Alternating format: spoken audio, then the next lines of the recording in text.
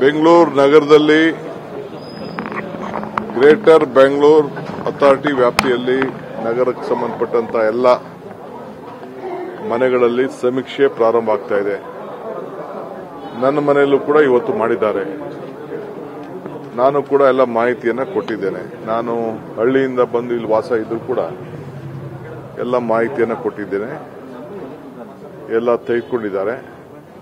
So ನಾನು ಎಲ್ಲ ಸಾರ್ವಜನಿಕರಿಗೆ ಮನವಿ ಮಾಡೋದು, ದಯವಿಟ್ಟು ತಾಳ್ಮೆಯಿಂದ ನಿಮ್ಮ ಮಾಹಿತಿಯನ್ನು ಒದಗಿಸಿಕೊಟ್ರೆ ಮುಂದಿನ ಪೀಳಿಗೆಗೆ, ಸಮಾಜಕ್ಕೆ, ಎಲ್ಲ ವರ್ಗದವ್ರಿಗೂ ನ್ಯಾಯ ಕೊಟ್ಟಂಗಾಗ್ತದೆ.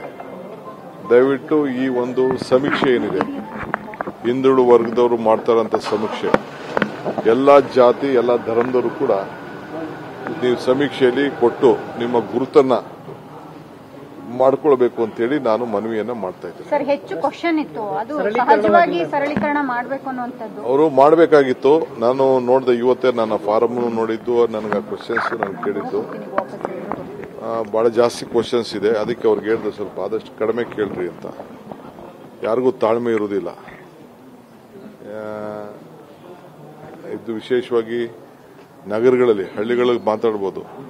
ಕೋಳಿ ಎಷ್ಟಿದೆ, ಚಿನ್ನ ಎಷ್ಟಿದೆ, ಮೇಕೆ ಎಷ್ಟಿದೆ, ಅವೆಲ್ಲ ಕೇಳ್ಕೊಂಡು ಕೂತ್ಕೊಂಡ್ರೆ ಹಳ್ಳಿಲಿ ಯಾರಿಗೂ ಪೇಷನ್ಸ್ ಇರುತ್ತೆ. ನನಗೆ ಕೇಳ್ತಾವ್ರೆ, ಇಲ್ಲಿ ನಾನು ಕೋಳಿ ಸಾಕೊಂಡಿದ್ದೀನ, ಇಲ್ಲಿ ಮೂರನೇ ಬೇರೆ ವಿಚಾರ. ಒಂದು ಮನೆ ಮಾಡೋದಕ್ಕೆ ಗಂಟೆಗಟ್ಟಲೆ ತಗೊಂತಾ ಇದೆ. ಮತ್ತೆ ಸರ್ವರ್ ಸಮಸ್ಯೆಗಳು ಕೂಡ ಇರಲಿ, ಅದನ್ನೆಲ್ಲ ರೆಕ್ಟಿಫೈ ಮಾಡ್ತಾರೆ. ಅದು ಅವ್ರ ಡ್ಯೂಟಿ. ಅದು ನಾನು ಸಾರ್ವಜನಿಕರಿಗೆ ಹೇಳೋದು, ಸಾರ್ವಜನಿಕರಿಗೆ, ಸಮಾಜದ ಎಲ್ಲ ಜನರಿಗೂ ಕೂಡ ನಾನು ರಿಕ್ವೆಸ್ಟ್ ಮಾಡೋದು, ಮನವಿ ಮಾಡ್ಕೊಳ್ಳೋದು, ಎಲ್ಲರೂ ಕೂಡ ಮಾಹಿತಿಯನ್ನ ಕೊಡಿ. ಇಲ್ಲ ಆಮೇಲೆ ಆನ್ಲೈನ್ ಅಲ್ಲೂ ಕೂಡ ನೀವು ಮಾಹಿತಿಯನ್ನ ಕೊಡ್ಲಿಕ್ಕೆ ಅವಕಾಶ ಮಾಡಿಕೊಡ್ತಾರೆ.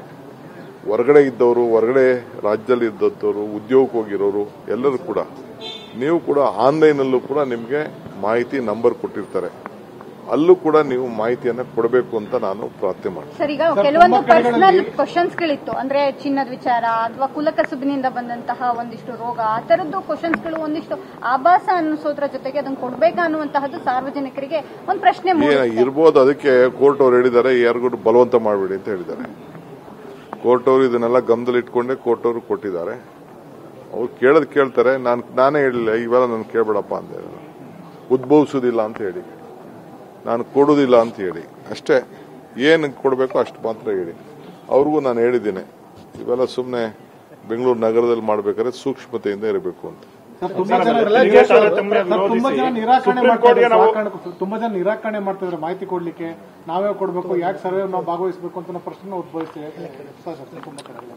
ನಾವು ತಿಳುವಳಿಕೆ ಕೊಡಬೇಕಾದ್ದು ನಮ್ಮ ಕರ್ತವ್ಯ, ನಾವು ಮಾಡ್ತೀವಿ.